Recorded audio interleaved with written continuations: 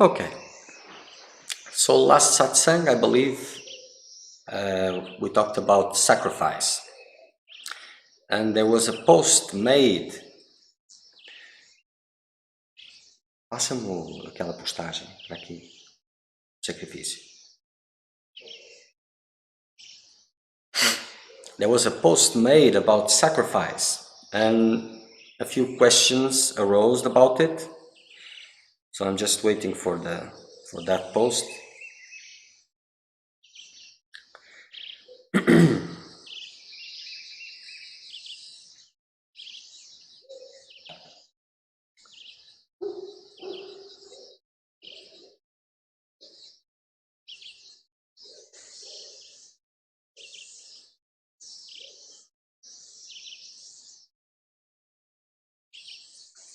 Before it comes, I'll just speak a little bit about this.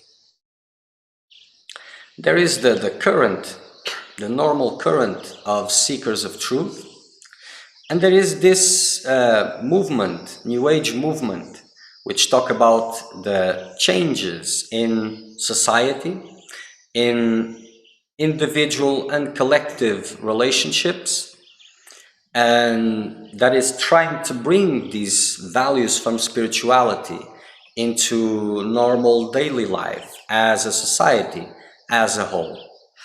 And these are two distinct currents. They have nothing to do with each other. And the majority of these people believe that this is a spiritual path. And it isn't. It's just a worldly life. With just different values, more spiritual values. But when it is about improving human life, personally or as a whole, it is a worldly life with a worldly goal. So these movements, it is not really about freedom. It is about experiencing these values in their daily worldly lives.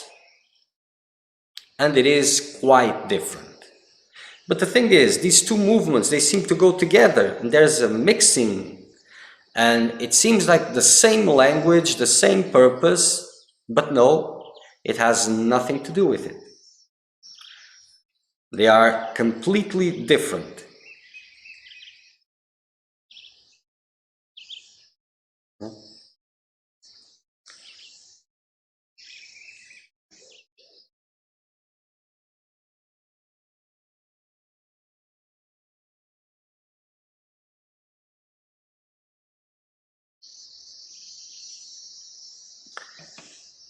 And this creates a lot of confusion because the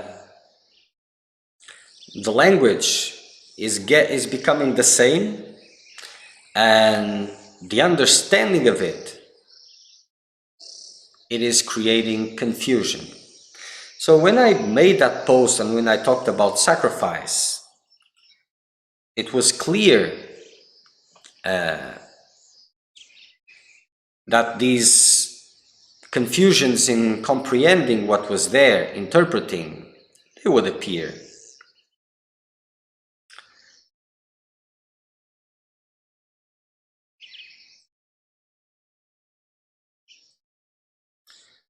Let's wait a little bit.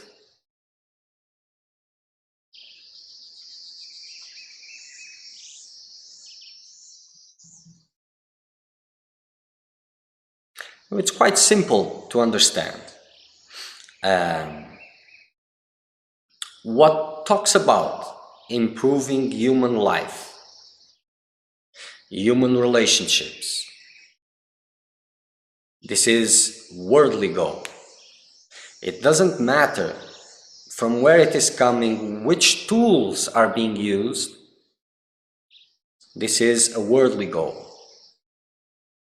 In such like spiritual practice, for example.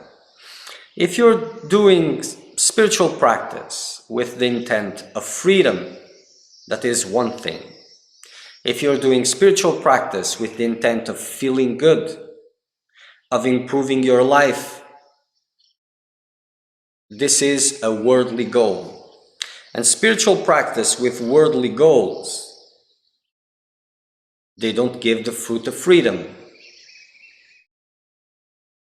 And they are different.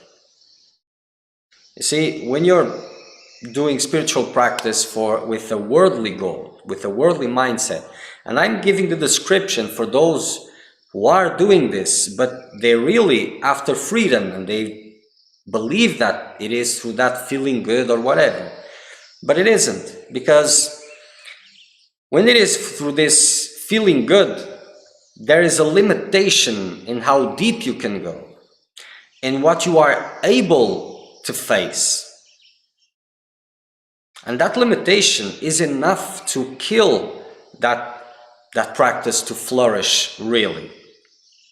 Because if it is serious, if it is intense, suffering will rise, pain will rise, and if you're there practicing to feel good, if that is your compass, then you'll stop immediately because there's something wrong you're doing. And there isn't. That is the process. So the motivations behind the practice is the real limitation. If it is not the right motivation, and this takes time to have a clear vision of yourself, because, like I usually say, it is a self-deception.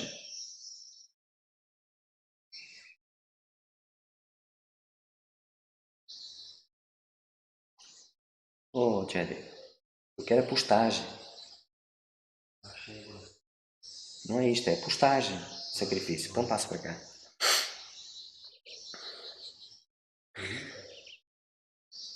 So it takes time and a lot of reflection and looking at your motivations, questioning them.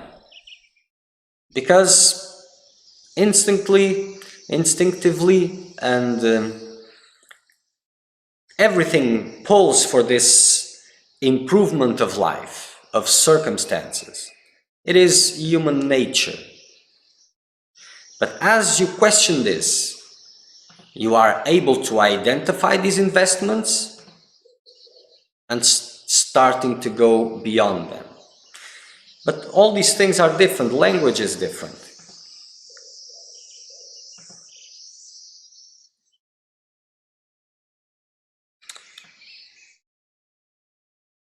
Okay, so the post was your sense of righteousness, fairness, your constant declarations of unconditional love, none of these impress the divine, usually because they are made because of personal needs, with this intent of improving life.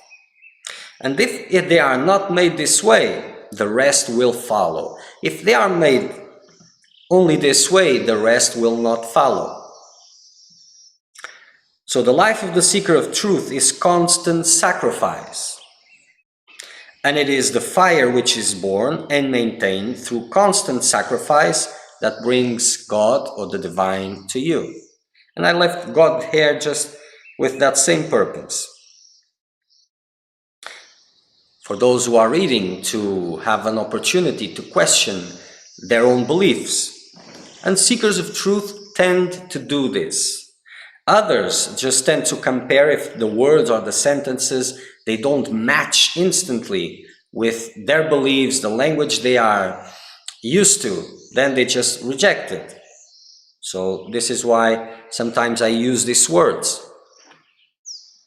Because as people move into this golden age, they try to bring this golden age by changing civilization with different behavior patterns and all of this,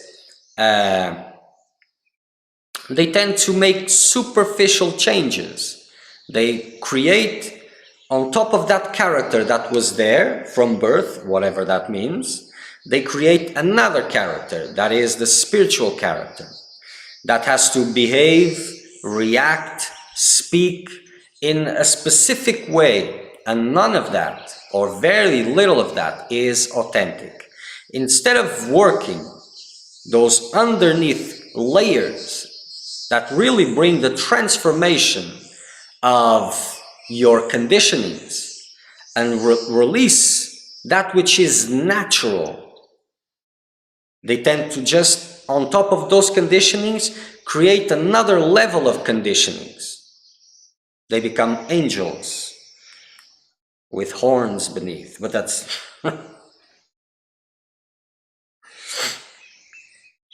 And it is very difficult to maintain that. It takes a lot of energy, and the real spiritual work doesn't happen.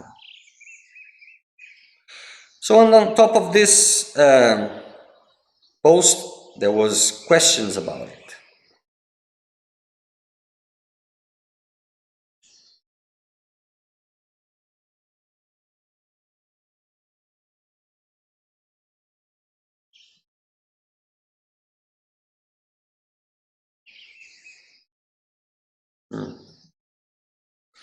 And one was,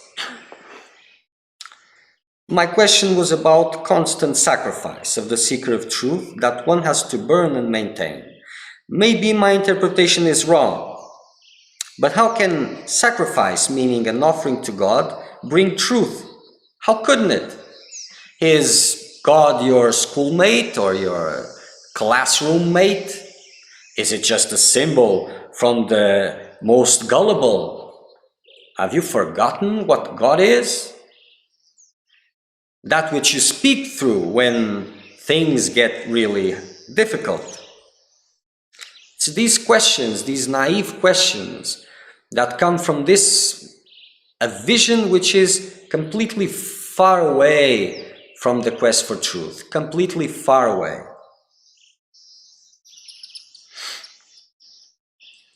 It must be made clear, because why should one impress the divine? You know it when you're in the quest for truth. When you're just going through life, then... But let's continue. And what should one offer anything as a sacrifice for? Of course, your quest is to gain, not to offer. So, instead of constant sacrifice, why not constant celebration of life, whereby people share their joy, compassion, and love with each other for free? Okay, so here we go again. So imagine that you're in a prison, but it is a nice place. It has bars, yes, but who can see those bars? Because everything is so nice, so pretty, so loving, and you don't know that they are there. So you celebrate the fact that you're locked up, that you have no freedom. So this is more or less, you don't need to celebrate your own prison. What is the point of it? Because greatness lies beyond the prison walls, not inside the prison walls. And of course, this can be discussed a lot, but I leave that for you. And this is where these two things come close. The quest for truth and the quest for improvement of circumstances. So this celebration of love with others, we are all one. What does that mean? We are all one. There's only I, and I am totality. Who are these we's that are one? Is the one made by parts? Of course not. This is just a poetic way to make life more beautiful without going to the source of beauty. And there's absolutely no problem with it. But they are different things. There are those who are enjoying, and there are those who are seeking the source of life. Also the source of enjoyment. But this expression gives a different connotation, because sometimes those who really want to explore life to its extent, human life, that means they have worldly goals, and they find out these expressions about the source of life. Oh, they want it all, so they do everything that a seeker of truth would do, and sometimes even more. Not more, but just to give a little bit of emphasis. but their motivations, they are not in the right place. So there's not much they can see. So what is left there? Whatever beauty is there in their worldly life. And that becomes an illustration of spirituality, of the quest for truth, but it isn't. But it is.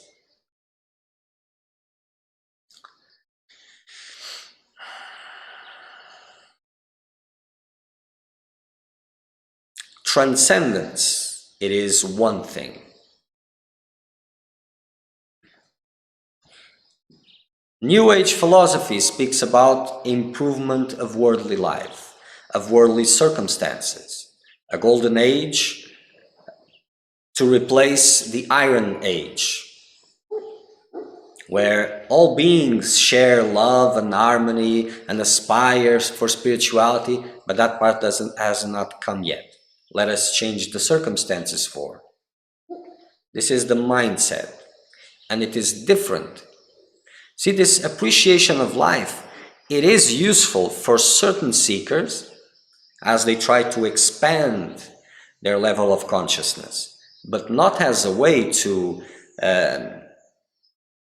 root themselves in what appears to be real and to enjoy life in that sense. It's to go beyond, it's to go to the source. It is quite different.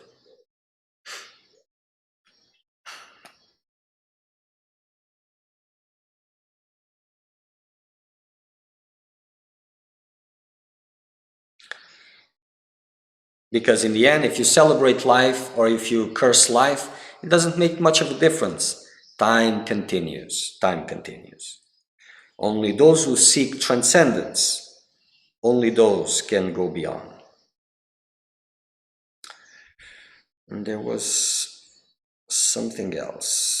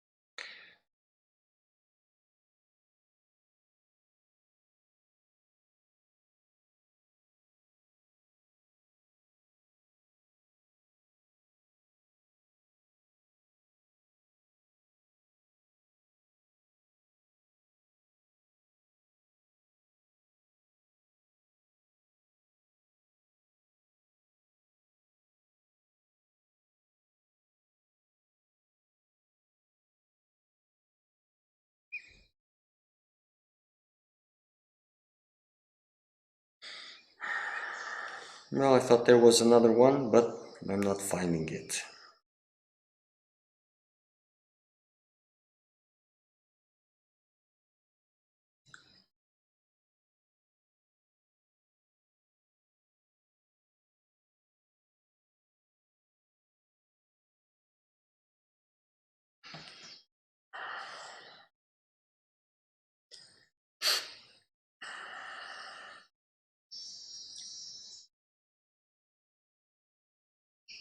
So in this vision and in this belonging here, whatever that means, there is this tendency always with the seeker of truth of deviating from that quest to transcend and to fall into those patterns of trying to improve individual experience, improve worldly life. So there's a constant need to reevaluate, to question, really question your investments daily if need, so that you are able to see and divert this investment and bring it back to the track. Because nature pulls, diverts constantly to these investments into what appears to be real. So it gives a lot of work to do this. And usually, for those who have been trying hardly and sincerely, they understand, they have seen this, even if they don't understand, they have seen it. That there are moments where you are faced with two directions, opposite directions, and to continue, to answer to your call, to answer to what was asked from you, there are things which are important for you that you need to let go. And this is something that we can call sacrifice. But it sums up to see which is more dear to you. The dreamlike experiencing you're having, or the transcendence of it. And if you're not experiencing these moments, these stages, well, maybe you're not pushing enough, or maybe those things that you are doing, you are still distracted with improvement of life. So ask yourself, if you're in the quest for truth, ask yourself, what does that mean? What is the meaning that self-realization or truth realization, what does that mean for you? Is there a future for that? Do you secretly envision a future after that? And if you want to really see it, you will see it. It is there. And this is a big obstacle. You cannot associate yourself with these things that the mind assembles. And you always have to question and to see if there's no deviation. And if you're really questioning it, you will see the deviation there. The stranding from the track. And you bring it back and back again.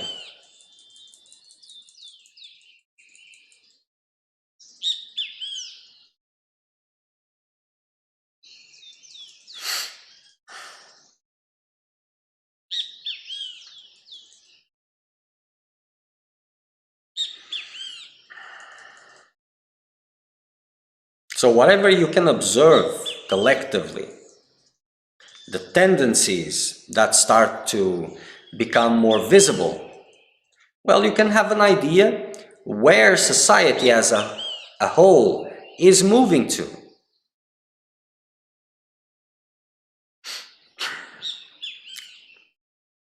So, in a sense, there was a text that I've written some time ago, long time ago, that spoke about, there was a part there that spoke about the New Age movement, the seekers of truth, and that the seekers of today will be, in the future, as this continues, will be the worldly people of tomorrow. Because they are bringing these spiritual values, they are changing their lives, their lifestyles and all of this, but this only about human experiencing. And this interface with the divine, it's not about transcendence, it's about improvement.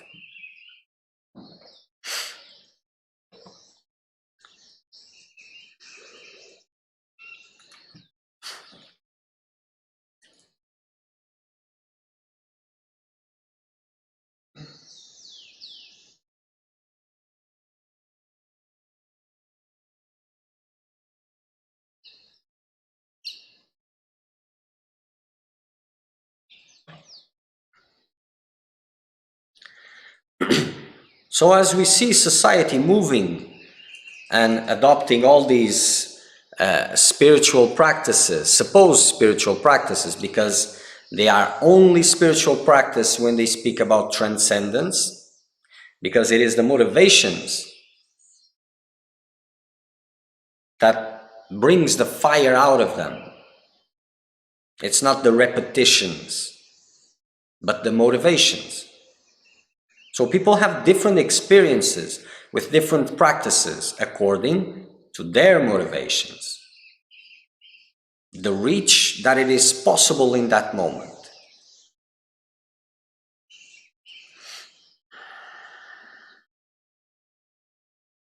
So in a way, it is a little bit confusing, because two currents are moving apparently in the same direction, using the same language, same words, but for different reasons. But their understanding of practices, their experiences, their understanding of teachings, it is quite opposite.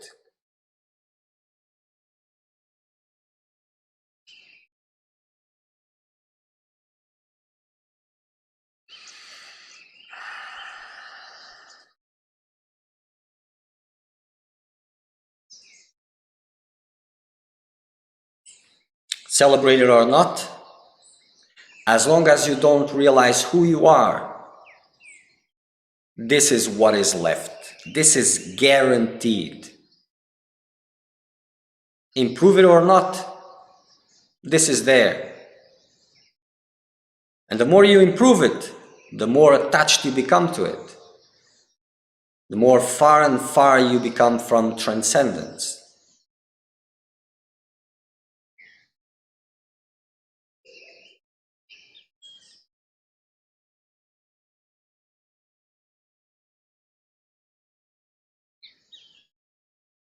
Transcendence and improving of circumstances. Very different one from another. New Age movements, seekers of truth. You may even find them in the same place together, but they are very different, and their differences, they are not visible from the eyes. Because both can be meditating, and you are watching them meditating, but their motivations are completely different. So the doors that are opening and closing, they are completely different also.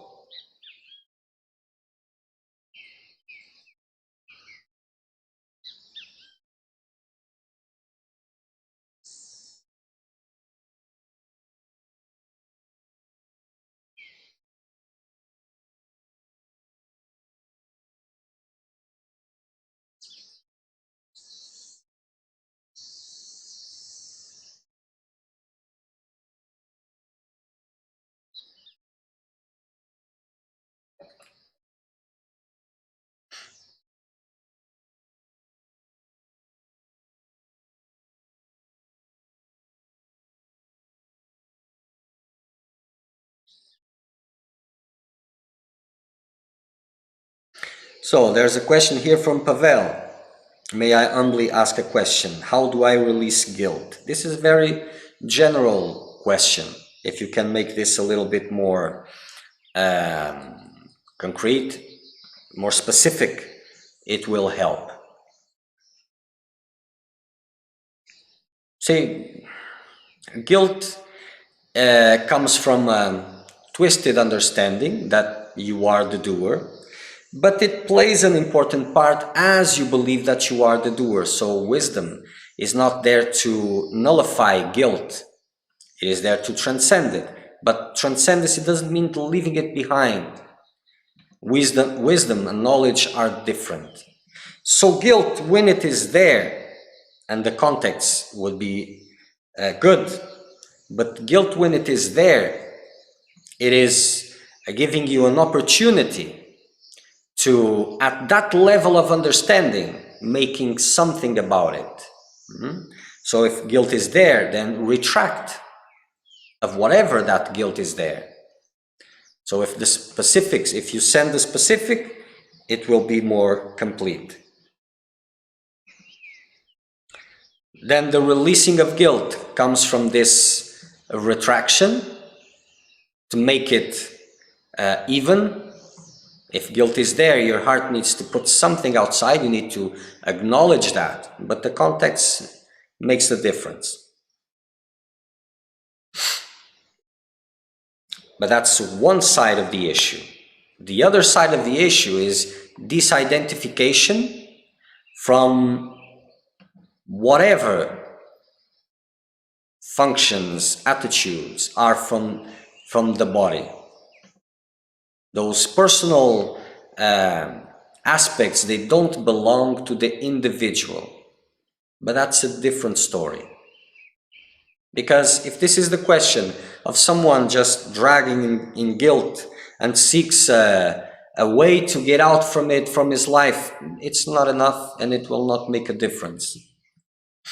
So if you can make the context a little better, that will help.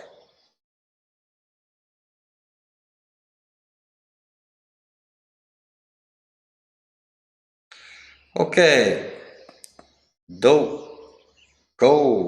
I'm not sure, I'm not going to try to speak this name because I may make it sounded strange. Maybe I already did. Okay, so what is real? But if it is all in mind, you create. No, but if it is all in mind, you can create as well as the truth. Congratulations. Do that then. So what is real is that after you go through whatever obstacles are there in your perception, in your existence as that individual consciousness, that is what you find after you go through the journey of awakening, going through the limitations of your delusion, deception. But these are not the questions of a seeker of truth. So, if you can create, then create. Yes, see, everyone is a creator and a co-creator. And yes, I heard that already. It's nice. It's a nice bedtime story. But you just have to learn how to co-create. Of course, makes all sense.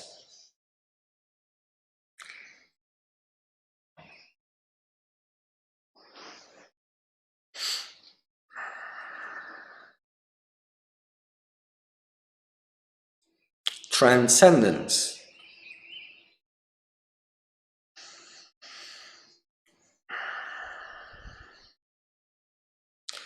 Transcendence. This is what spirituality is about.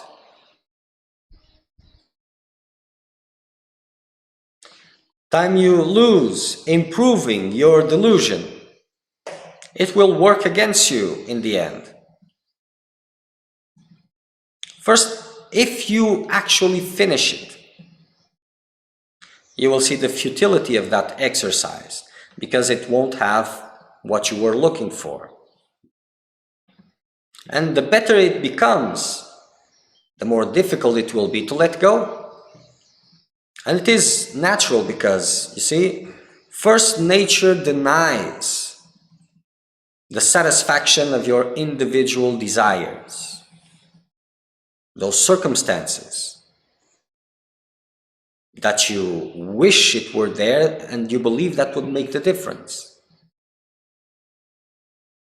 As that frustration that arises from the life you're having becomes fuel for the desire of transcending this delusion,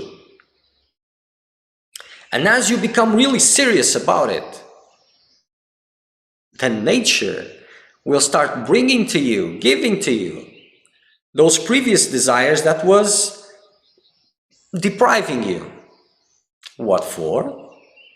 To maintain you there, entertained. First you were entertained, fighting for that improvement, for those circumstances. Now you don't want it, you want transcendence. But these things will come. And if you're not really focused and paying attention, you will just wake up to your quest for truth again after months or years have gone by, if you will. because there is this tendency, and it's much easier in the beginning because life circumstances usually are difficult. There is a lot of dissatisfaction for most seekers, not everybody. So as this dissatisfaction is there, it's easier.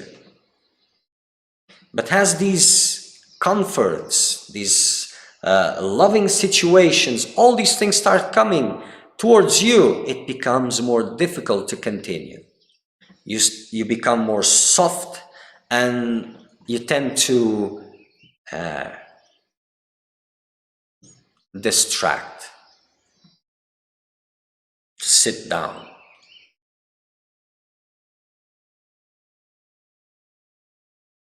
And time flies. So the first part for the seeker of truth is easier than the next one because it is has more friction, more difficulties.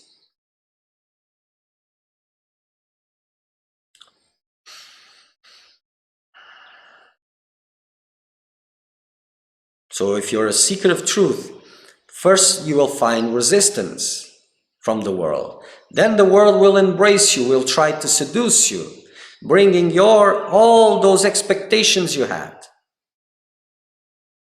And you have to keep the same focus you had previously. And don't get distracted by that.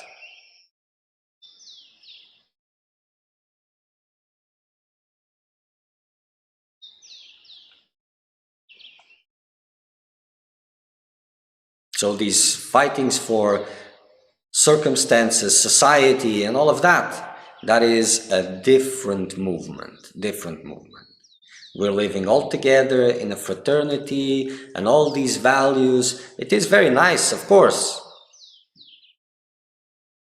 but it is something else.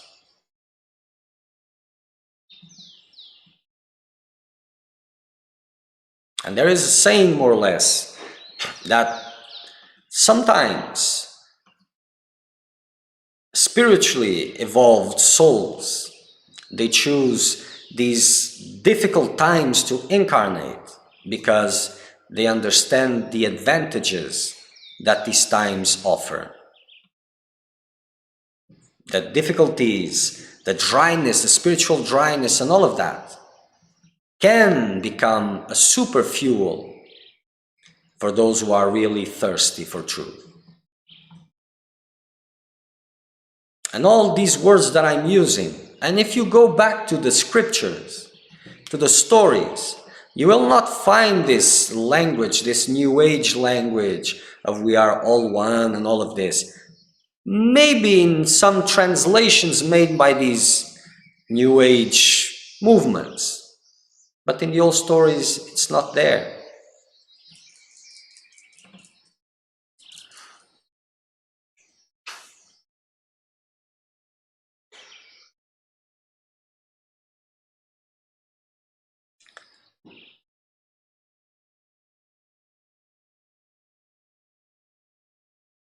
Okay, so, but all seekers, the journey is full of rabbit holes, yes. And what if you create them yourself? You will. But the question is, the seeker of truth is not alone. So, eventually, the quest for truth is not just practicing meditation. Meditation is like a staircase that you are trying to climb towards the divine, and you establish that connection, that constant communion with God. So eventually, after some tests to see if freedom is really, really what you want, or if you just can satisfy yourself with a little bit different, better crumbs. And if you let go of those crumbs that you, from your perspective, see as banquets, then guidance will be there. And that guidance will take you through your own rabbit holes, because that's what you're creating, because of these personal twisting of the desire for freedom. The character is always taking advantage of the spiritual work which is being done by the best of intentions. It is always twisting and taking advantage and bringing that food. This is why this individual character, you have to cut all investments that feed it, so that it can diminish, and open space for that which is bigger in you. And eventually, if this is a serious path, you'll be tested, and if you go through the tests, guidance will be there. And this is what makes a difference. It's not a lonely path. If it is, well, something there is not in the right place. And I'm not saying that there are others, this is why it's not lonely. No, because God is there, the divine is there. However you want to call it.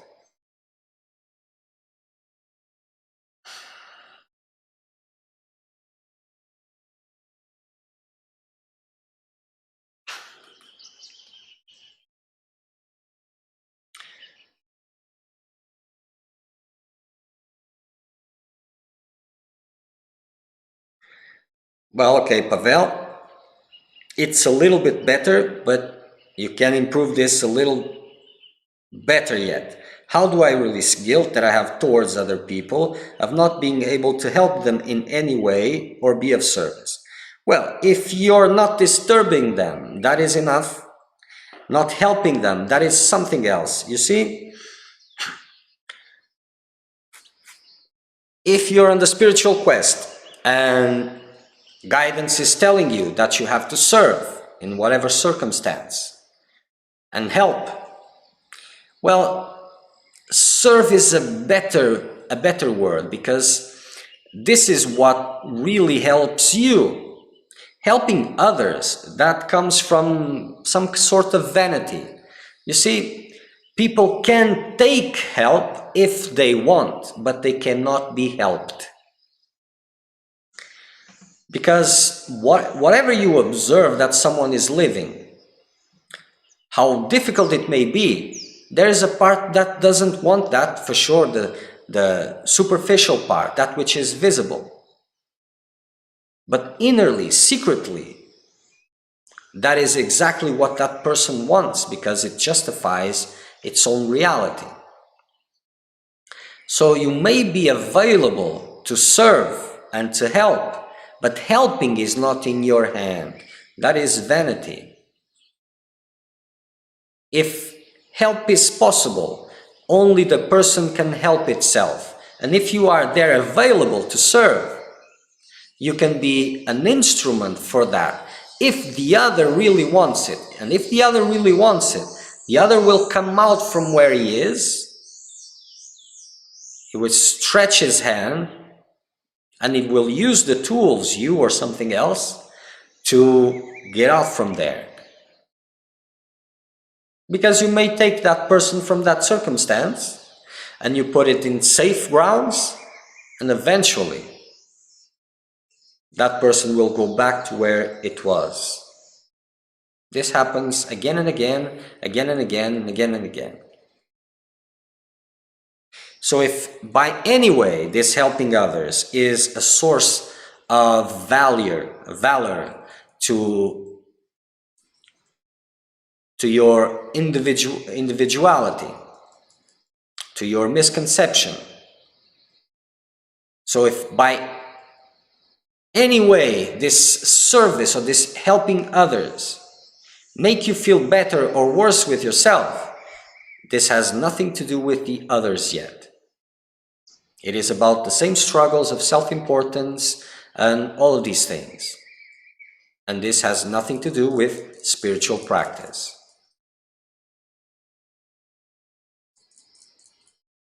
The seeker of truth, if he is guided to serve, he will serve his level best, but he will not hold these expectations about results to the others.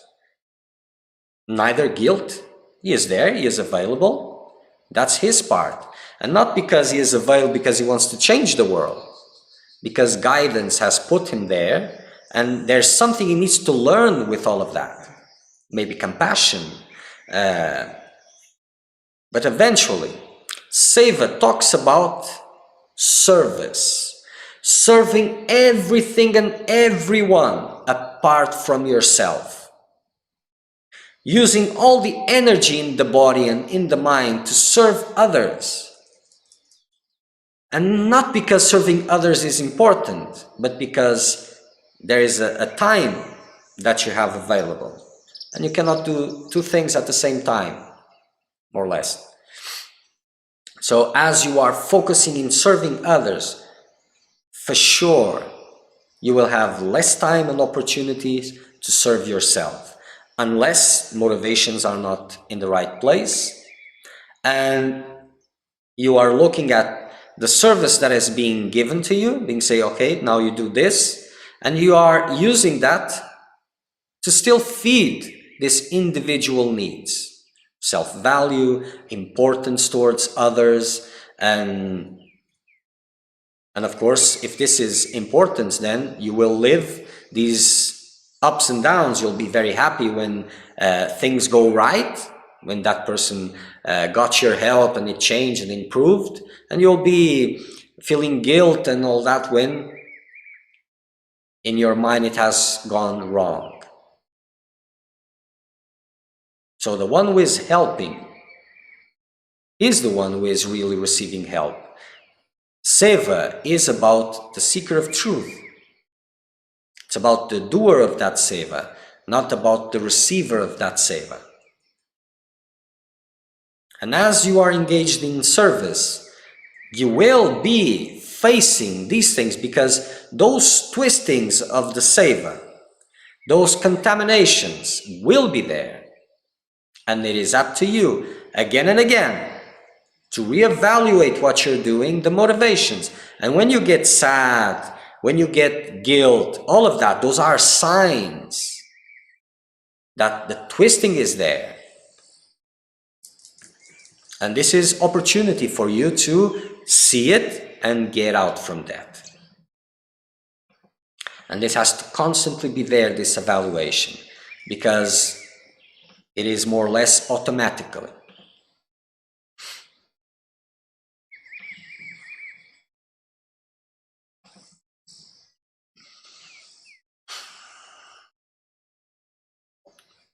And seva is sacrifice.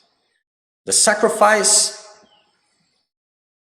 of your time, your energy, in serving everything and everybody. That guidance is saying to do, apart from yourself. And this is also the greatest service to yourself, ironically. So this is sacrifice.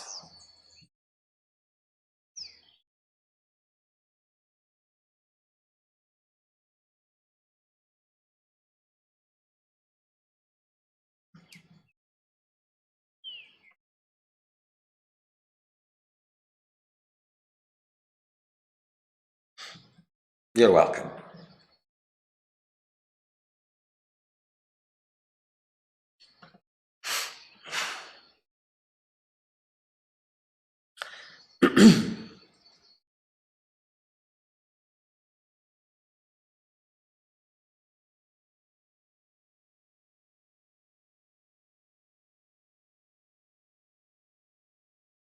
So if you look back and you go and read the stories, how seekers of truth were, the environments they live, what was an ashram, what was a master, a relationship with the master and the disciple, and all of this. And you look at what is now, and something very different is there. All these, this image of what the spiritual quest has become is a product because there is a quest for it, a demand, but it is a product that people want to buy. And I will not go too much into that, because the purpose is not to upset what is dear to you. My words are for the seekers of truth and for them to get a perspective. Those who are, well, they serve their own purpose, and that's fine.